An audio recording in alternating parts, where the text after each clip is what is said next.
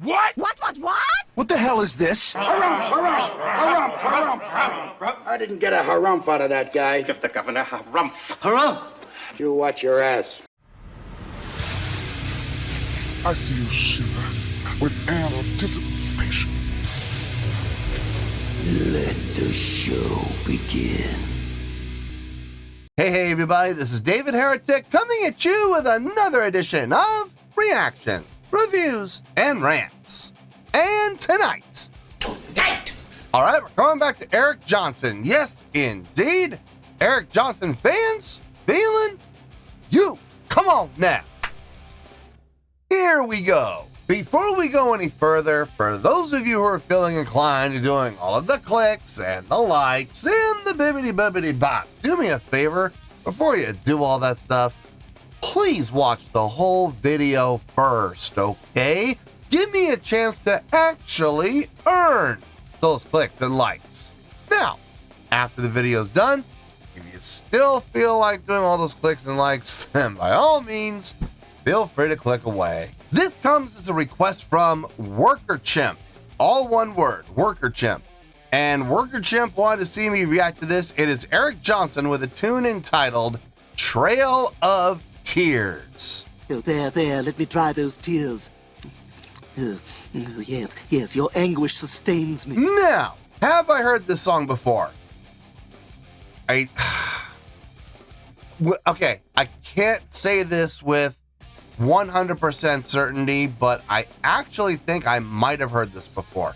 I'm going to be honest with you folks, I won't know until I start hearing the song, but the title does ring a bell with me, so I'm not 100% sure if this is a song I've heard before or not. I think it is. In any case, from what I was told by Worker Chimp, this is a live performance. So, if it turns out I have heard the song before, obviously, I'll let you know. That's the truth. You know me, I'm going to be honest with you guys. And if that is in fact the case, then we still at least have the live performance to fall back on. So one way or another, we're getting a reaction here, okay? I promise you that. Let's see, this was posted by Chus Norris. Is that right? Chus Norris. C-H-U-S-S. That's what I got here. Chus Norris. Why not? And the video has 700,000 views. It'll get you there. Other than that, there's really nothing else left to say. Link to the original video will be down below in the video description for your viewing pleasure at your leisure. Let's get started. What do you say? Are you ready? Are you ready?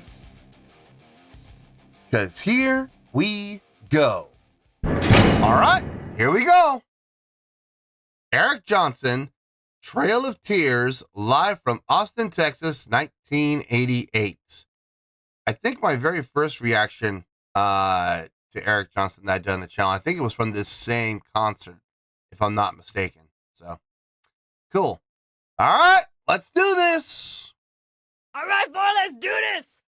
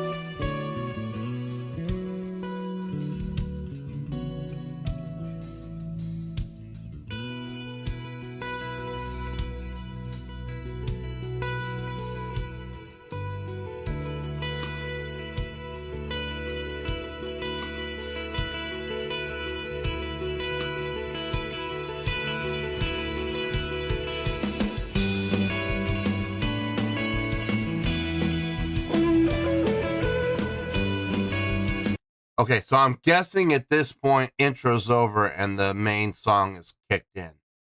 As it stands right now, I don't recognize this. I thought I had heard this song before from the title. Maybe there's another song that's, called Trail of Tears that I'm thinking of instead. Oh, wait a minute.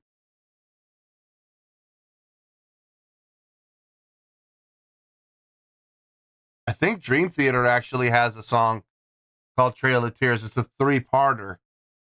It's on that album that I don't even like to admit exists because of Derek Sherinian stinking up the joint. But I think that song is on there. I think it's the last track. It's a 3-parter. I believe it was called Trail of... Maybe that's what I'm thinking of. Because it's not this. This does not sound familiar at all. So let's get back into this and let's see if that trend continues.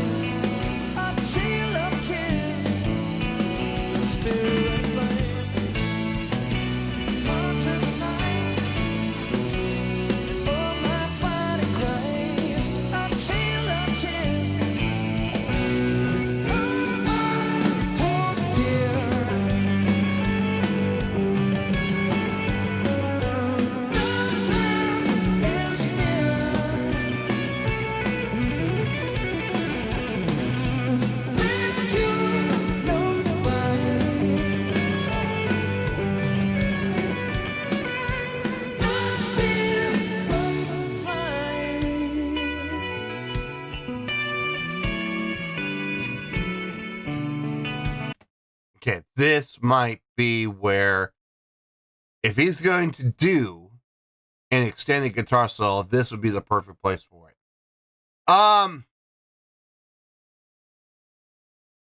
I'm actually digging on the tune. I'm actually enjoying this quite a bit, actually. Just a lot of subtlety, a lot of subtle things happening within the playing. And the thing is, like, it doesn't seem like what he's playing or what anybody on the stage is playing at times is really all that big of a deal. But believe me when I say there's a number of impressive things. I'll just give you an example. This is just one example. There was a part where the drummer was really going to town on the hi-hat. And Eric was up at the front and he was doing some solo riffing. Not doing a full-blown solo, just doing some riffing here on a solo line. But what really impressed me about that was not what Eric was playing, it was what the drummer was playing. He had, at that tempo, 1, 2, 3, 4, 1, 2, 3, 4, 1, 2, 3, 4. But it was fast. It was double. It was 30-second notes. He was doing 30-second note patterns on his hi-hat at that tempo. I mean, and he was doing it clean. That's just one example. Some stuff like that, where it's almost like smoke and mirrors. You're sort of distracted by what Eric Johnson's doing, that you almost miss what the drummer's doing back there, or what the bass player's doing over there. And then Eric will sustain a chord, and the bass line will take over the lead. And while the bassist is taking the lead line over, and all the attention's on him for those next two measures, Eric does this little sweep pick, and just really quick, really fast, before coming back in, playing the chords again. And it's like, again, smoke and mirrors, distraction. Here's the bassist where everybody's looking, everybody's listening to him because Eric kind of faded out. And then just comes in with this super quick little sweep pick before coming back in with the main chordal progression again. I like it. It forces you as the listener to really pay attention. Because if you don't, you could miss something really cool. Speaking of the chordal progression, I like it. I like the shifting between the major and the minor chordal progression. The use of effects. I mean, Eric Johnson is one of those guitar players who really loves delay. He absolutely is just enthralled with delay. I mean, you listen to a lot of his other songs, and it's like every song has delay on it, and it's okay. I'm not mad at it. I just find it entertaining. But he's very good at it, though. He's very good at it. He really understands. Here's what I admire about Eric Johnson when it comes to his delay usage. It's always well set up. It's always well programmed, and he doesn't abuse it. He uses it through an entire song, absolutely, but he doesn't. He makes sure that what he is playing is the star of the show and not the delay. The delay is just used in a way to enhance and take what he is playing to the next level. That's all it is. It's not the star of the show.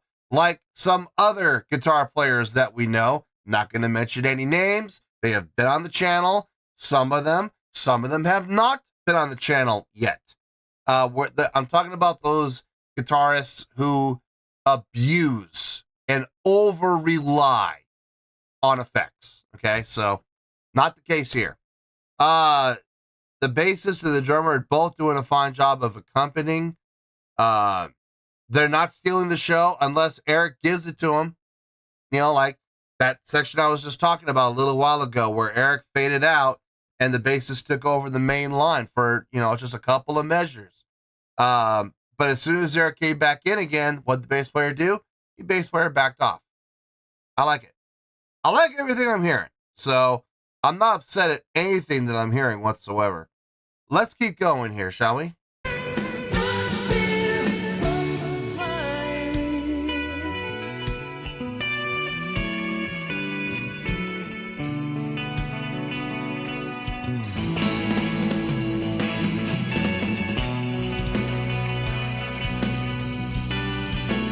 Halftime feel.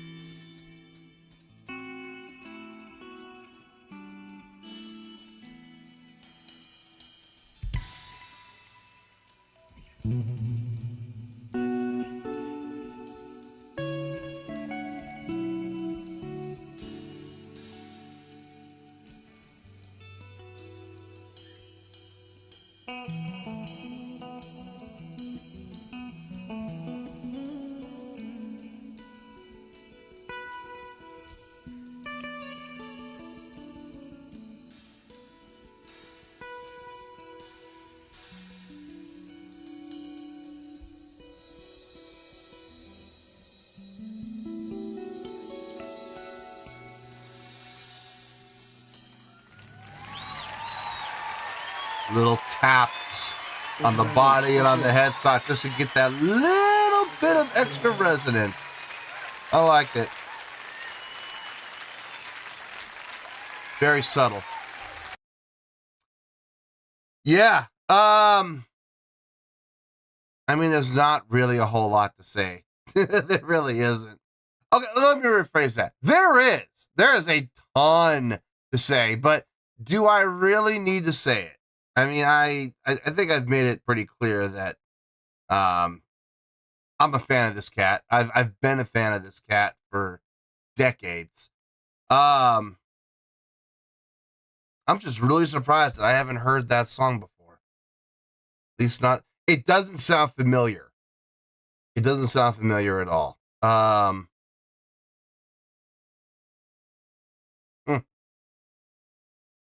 But it's so funny because I saw the title. I'm like, I think I've heard this before. Nope, I was completely wrong. I must have been thinking of another song. So, anyway, let me get my thoughts together. I'll see you in the review and we'll talk about it. Well, there you go, folks. That was Eric Johnson with Trail of Tears. This was a request from Worker Chimp. Yeah, all one word, Worker Chimp. There you go. Okay, I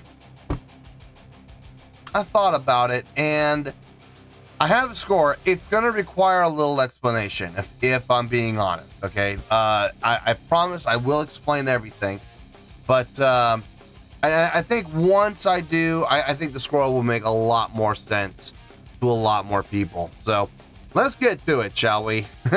On a scale of 1 to 10, I'm going to give that overall presentation an 8.5. Yep, 8.5. I feel good about that score. Let me tell you why. Why? Okay, first things first, an 8.5, what does that mean? Well, an 8.5 would translate to a great skill rating because overall, I think this was a great presentation. It would also get 4 to 5 stars and an A- letter grade. Yeah, an A-. So there you go, an 8.5, great skill rating, 4 to 5 stars, and an A- letter grade. Now, how did I come up with that score? So glad you asked. Okay, like I said, I wasn't sure at the beginning of the reaction if I'd heard the song or not. The title did resonate with me. It was like the title, just looking at the words, was telling me you've heard this before. Now, as it turns out, no, I hadn't, which is shocking because I did a little research after listening to the song. This is one of his more popular songs, and he played this even. Now, I'm really glad I've never seen the live footage. I've never even listened to the concert, which is surprising. Considering who's involved. But when Eric Johnson was part of the G3 tour, it was him and Steve Vai and Joe Satriani. And I'm really, to this day, still kind of shocked that I've never gotten around to listening to that. But he apparently played this at that show. So it's a good thing that I haven't listened to it yet. Makes me wonder if I should listen to it now because there may be other requests that are on that album that come down the queue and I'm gonna be like, well, we have a problem now. So it's complicated, but yeah, I've never heard the Eric Johnson song Trail of Tears up until now. Now I can say I've heard it. Now, here's the thing.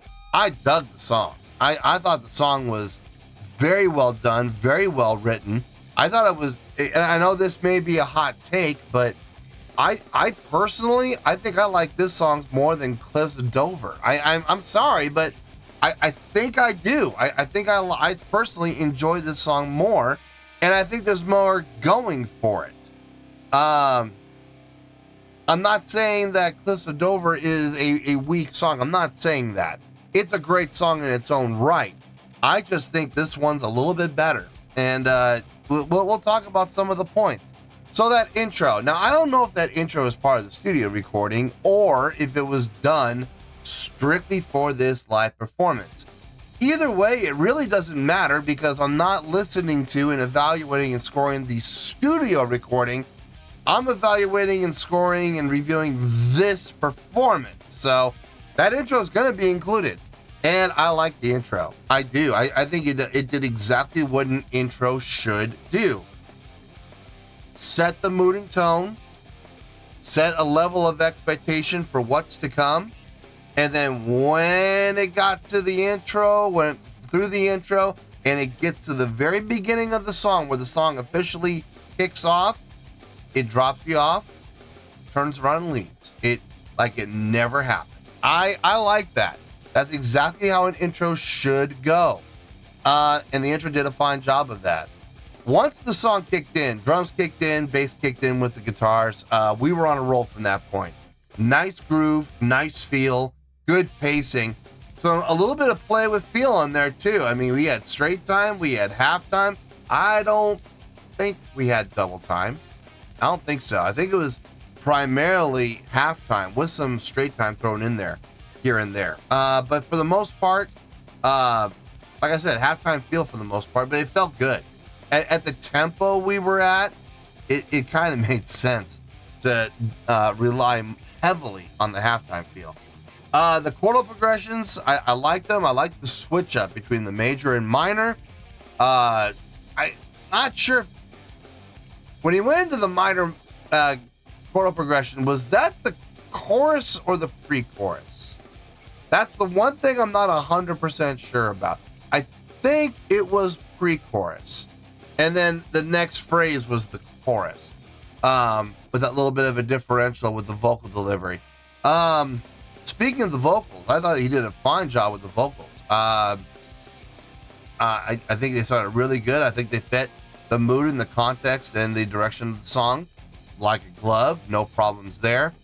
I think what really impressed me, though, more than anything, and I touched on this when I paused, so I don't want to talk about it for too long, but those little subtle surprises that if you're not paying attention will just go right by you and you won't even notice it happen.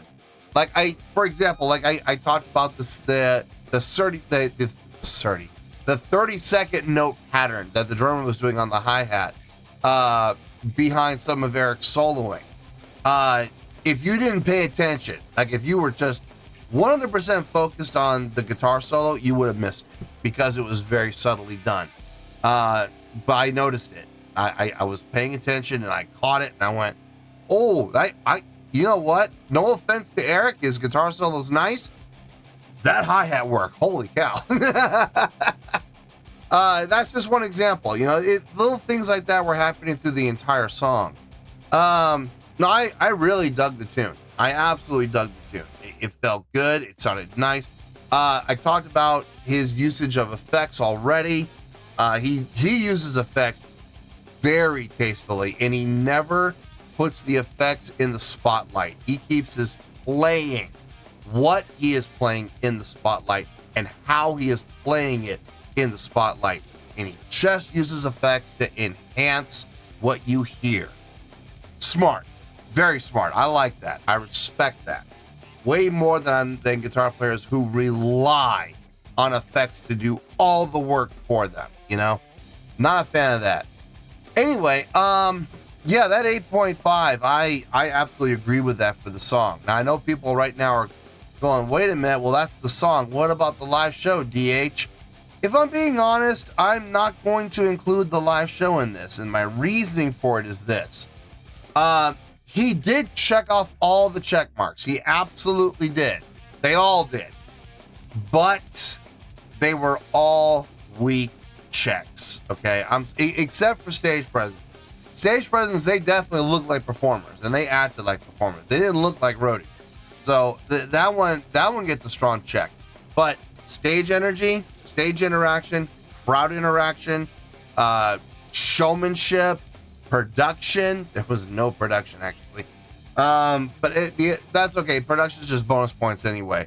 But the other four main ones, like I said, stage energy, stage interaction, crowd interaction, and showmanship, they were checked, but they were all extremely weak. So they really did not have an impact on the overall presentation. So that's why I'm not taking the score up or down. The live show was, honestly, it was kind of a wash. So that's okay. Listen, look on the bright side. At least the live show didn't hurt the score. So 8.5, yeah, I feel good about that score, and that's where we're going to stay. So let's wrap everything up here in a nice shiny bow, shall we? We have an 8.5, which is a great skill rating, 4 to 5 stars, and an A- letter grade.